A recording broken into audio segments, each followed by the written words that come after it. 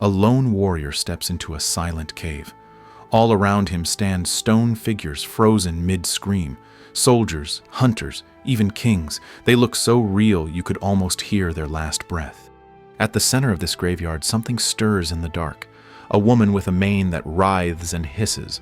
One wrong glance and his body will harden into cold, unblinking rock, just like the others. The gods say she's a monster. They say her death is a triumph. But here's the question no one likes to ask.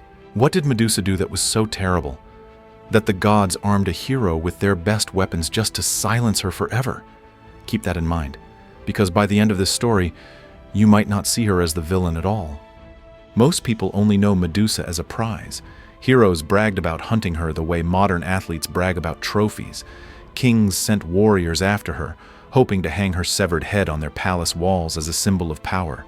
They didn't see her as a person, just a walking curse with a bounty on it. And then came Perseus. He wasn't sent to rescue anyone or fix an injustice. His mission was simple: bring back Medusa's head. A clean job, a clear reward. But here's where things already feel off. The gods didn't treat this like a normal monster hunt. They stacked the deck.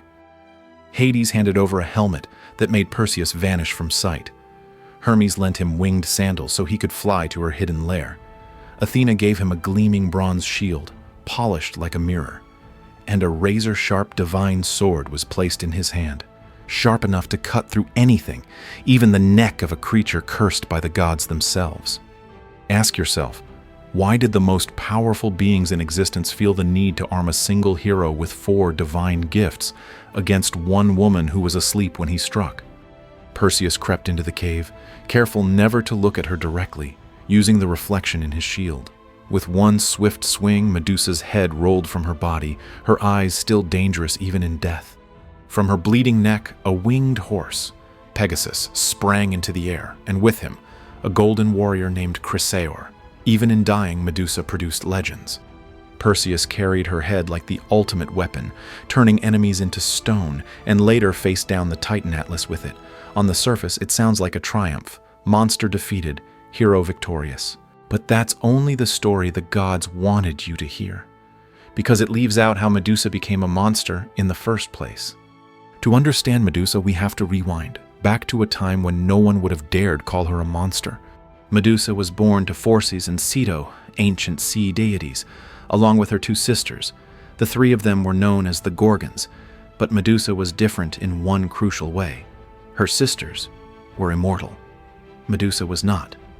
Unlike the nightmares painted on vases, Medusa began life as a breathtakingly beautiful mortal woman. Her hair, they said, was so striking that even statues of goddesses seemed dull beside her. Priests, sailors, nobles, people journeyed just to catch a glimpse of her. But Medusa wasn't interested in being some mortal celebrity.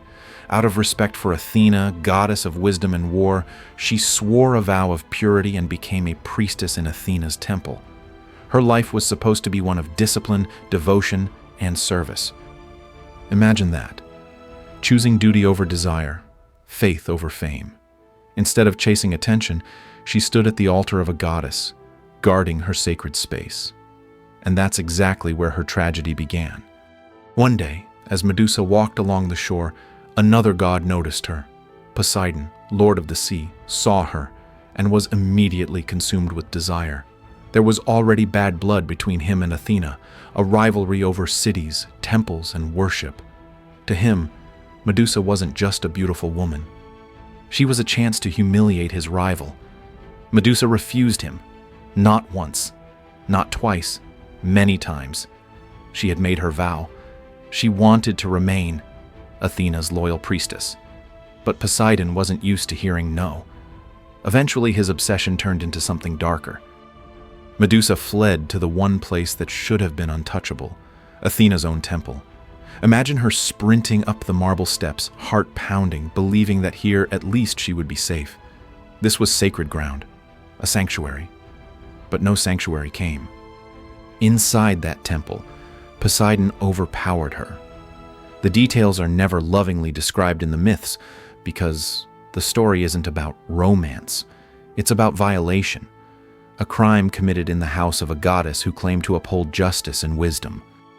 Now you might expect Athena, patron of heroes and protector of cities, to punish Poseidon, to comfort her priestess, to restore honor to her defiled temple. Instead, when Athena appeared and saw what had happened, her anger did not fall on Poseidon. It fell on Medusa. Why? Because punishing another god was unthinkable. Challenging him directly would disrupt the carefully balanced hierarchy of Olympus. The gods guarded their own status more fiercely than any mortal life. So, Athena did something that still shocks people thousands of years later.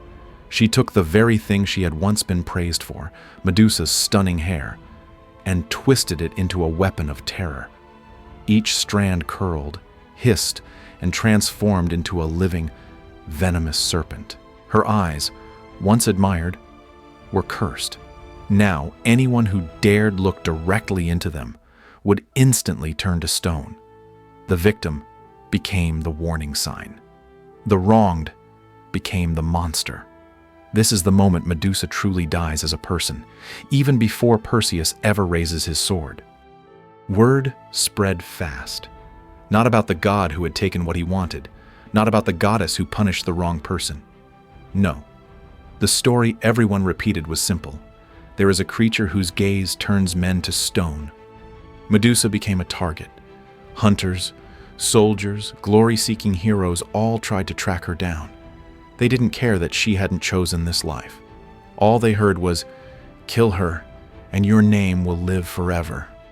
One by one, they entered her lair, weapons drawn, hearts full of ambition. One by one, they ended up as statues, scattered around her like a forest of frozen regrets. Think about that for a second. Medusa, hiding from the world, surrounded by the silent forms of those who came to kill her. If she looked at them, they died. If she turned away, they would try again. It's hard not to feel a strange mix of fear and sympathy. She was dangerous, yes, but she was also alone, cursed, and hunted for something she never chose. And still, somewhere up on Olympus, the gods watched. When Perseus arrived, he wasn't just on a monster hunt. He was walking into a story that had already been carefully edited by the gods. Athena guiding his hand, Hades hiding him, Hermes speeding his steps. Medusa never stood a chance. He didn't look her in the eyes. He didn't even face her directly. He used the reflection in his shield, crept close while she slept, and struck. Her head, lifted by its snake-crowned hair, became a tool. First for Perseus, then for Athena herself. The goddess who cursed her eventually took that head and placed its image on her shield, the aegis, as a symbol of protection. Think about the irony. The same face that was punished and shunned became a protective emblem, warding off evil. So let's go back to that question from the beginning. What did Medusa really do to deserve all this? The uncomfortable answer is nothing. Her crime was being beautiful, devoted, and caught between the pride of gods who cared more about their status than justice. Medusa's story flips the usual myth formula. We start with monster versus hero, and we end with a victim turned into a weapon, her pain hidden behind a heroic narrative. Today, Medusa's face appears on shields, jewelry, tattoos, and art. Some wear her not as a symbol of terror, but as a symbol of defiance. She is the reminder that sometimes the people labeled monsters are the ones who were hurt first. She is the warning that power, when left unchecked, can rewrite any story to protect itself. So the next time you see that gaze, snakes writhing and eyes unblinking, ask yourself, are you looking at a monster, or at someone the gods were too ashamed to admit they wronged? If you'd like more dark, twisted stories from mythology and the truth hiding behind the legends, let me know which figure I should unravel next in the comments. And if this changed how you see Medusa, a simple like helps this tale reach more people who've only ever heard the monster version.